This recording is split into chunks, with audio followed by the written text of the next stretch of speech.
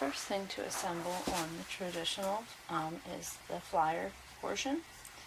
These are the uprights, and they will hold the flyer. The plastic pieces get put into here.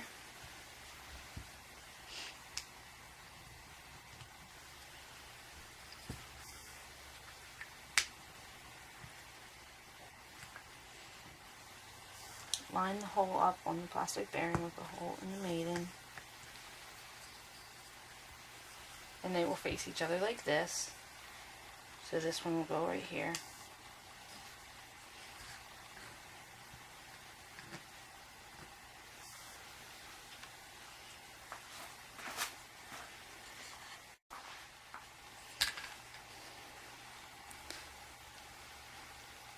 Small screws hold the plastic bearings in.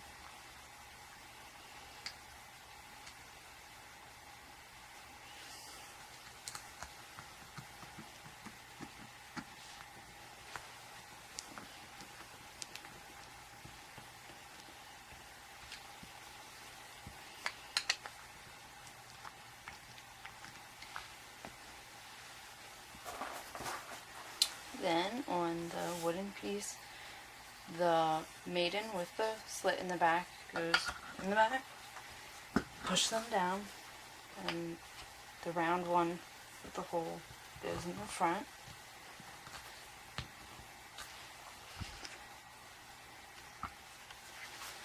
The flyer will sit between these two. Will go in the front, and then with the slit in the back, it clicks in and out.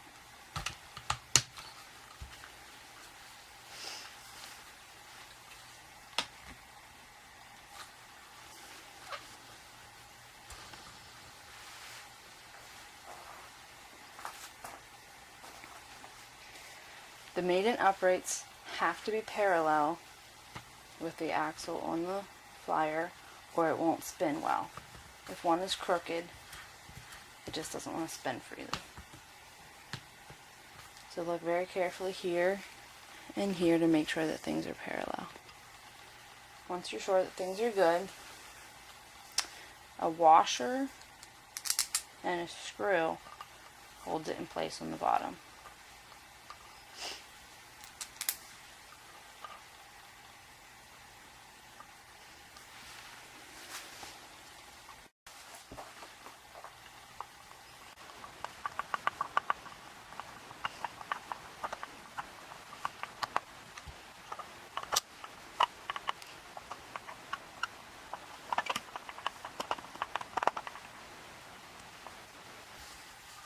Once tightened, check again to make sure that things didn't twist at all.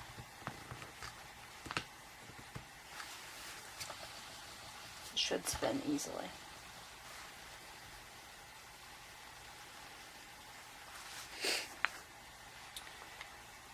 Then the tension pieces go in. This knob will adjust the angle of the mother of all and flyer. This piece will have a piece of fishing line that runs through here, through this hook, over the back of the bobbin, down over the bobbin and down to this hook here. It will have a little spring, and that will adjust the tension.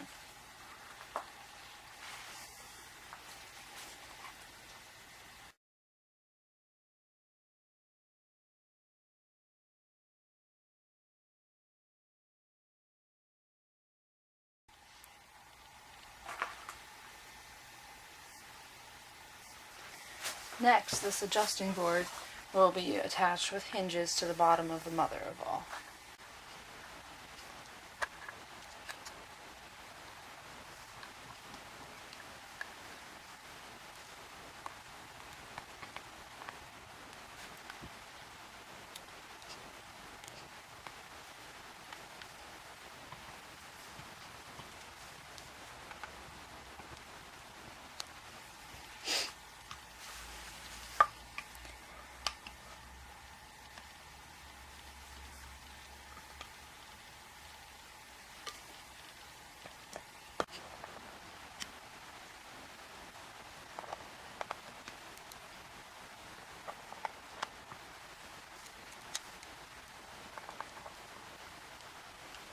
unhinged is attached. It's not here. A little dust on this little, ow, a triangle is not taking right now.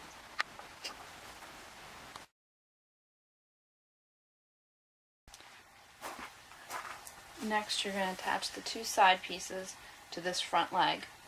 There's a curved part here that fits right over this. On the inside of the leg, there's two holes, and you'll put these in there. The line will be pointing upwards, but the screw can go through the hole. And then you'll use this screw to attach it. Put that through there first. It's easier that way. And then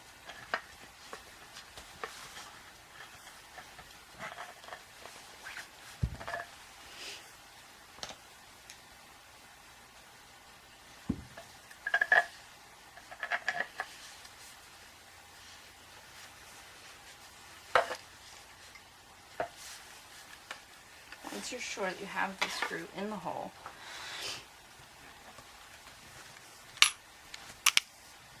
use your Phillips head, not Phillips, your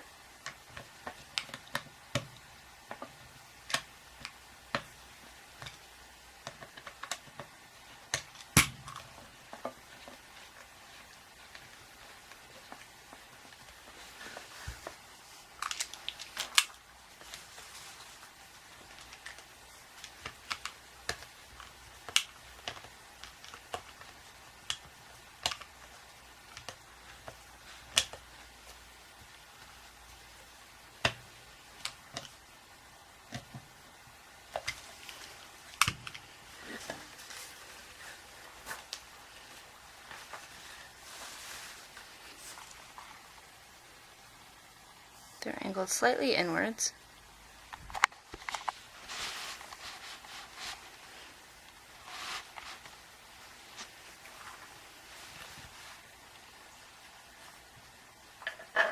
Screw in there. Line it up. Turn the screw by hand, just so you know it's locked through that nut. And then tighten it.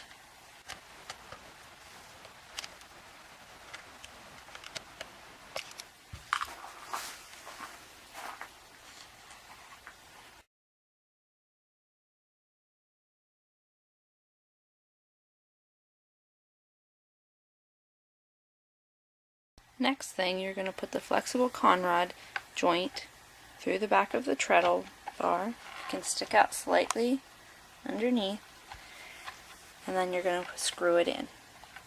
The screw will go right through this plastic piece without too much trouble.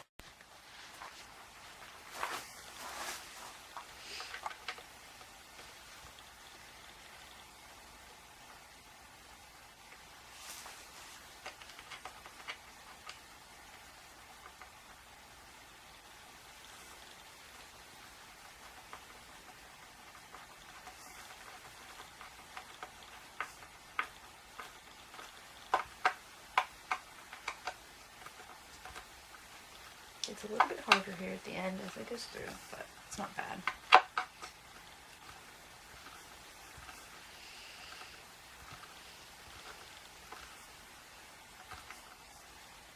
Okay.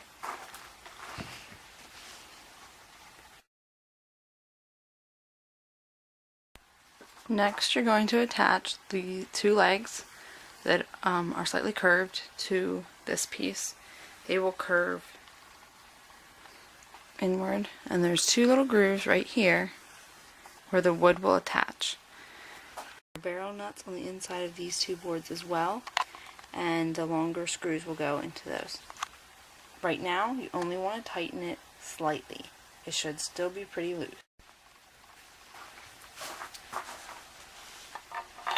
Goes through there.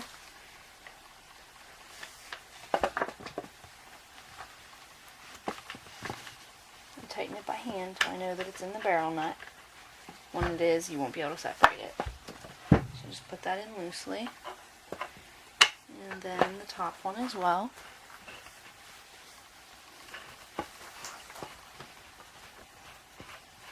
that's attached too.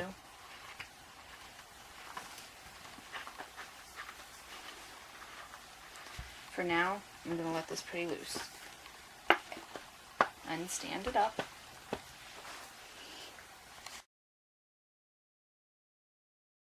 Next, the treadle is going to be attached to the two legs.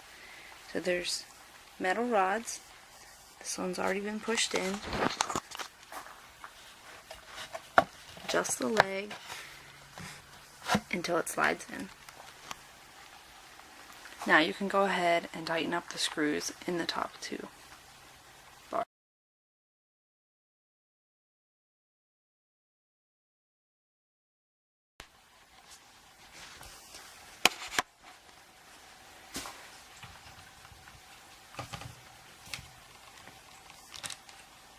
Tighten both screws the whole way now.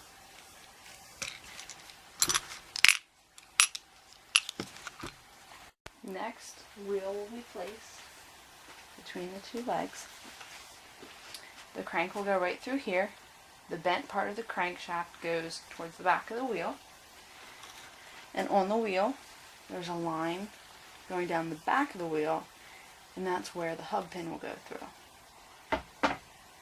So we'll go line up between here, and then the crankshaft will go right through. So you can't push it any farther. Wheel should spin freely.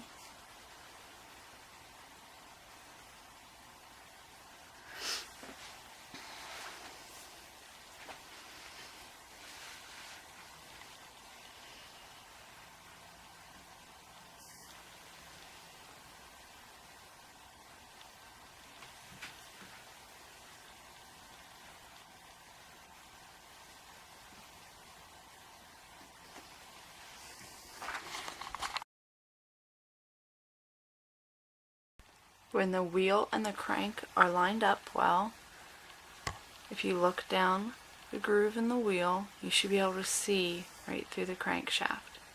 That's where the hub pin will be hammered in. Once it's hammered in, it will keep the wheel and the crank, they will spin together. Right now they're not attached, so they can spin independently of each other.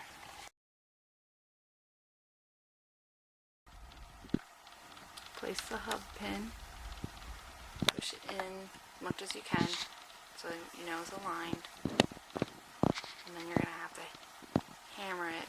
I only have a hammer, I don't have a rubber mallet, but you should hammer it with a rubber mallet if you have one until it's flush with the wood.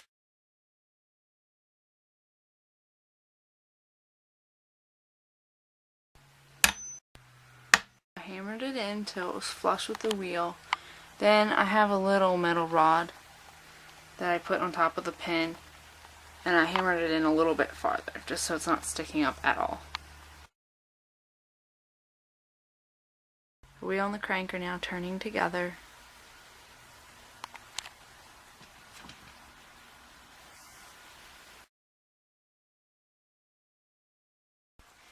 Next, you're going to attach the conrod joint to the rod that turns the wheel. There's a little hole in the back here where the screw goes in.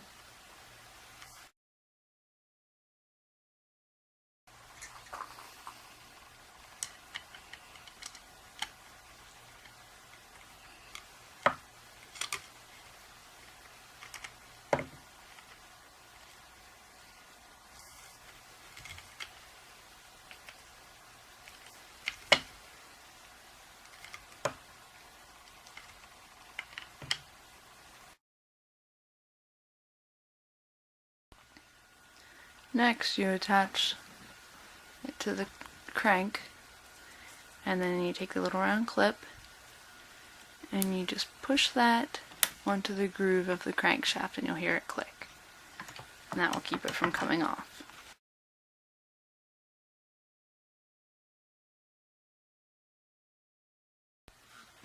Next thing you do is you take the flyer unit and you put a screw and a washer through the slit in this wood and down into the screws here. And that allows it, you don't tighten it the whole way, and then that allows this to adjust slightly as you use different whirls on the flyer.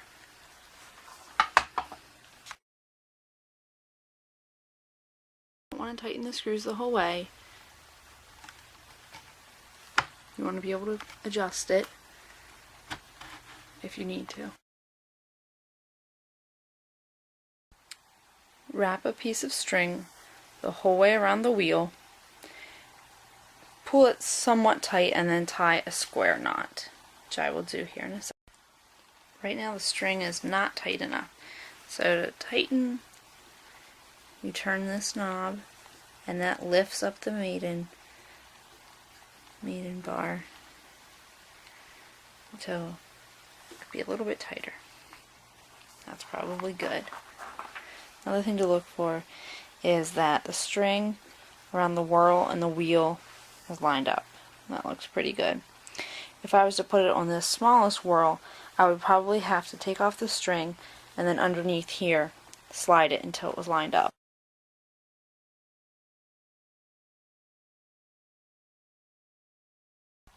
For my brake band, I just use 20-pound fishing line.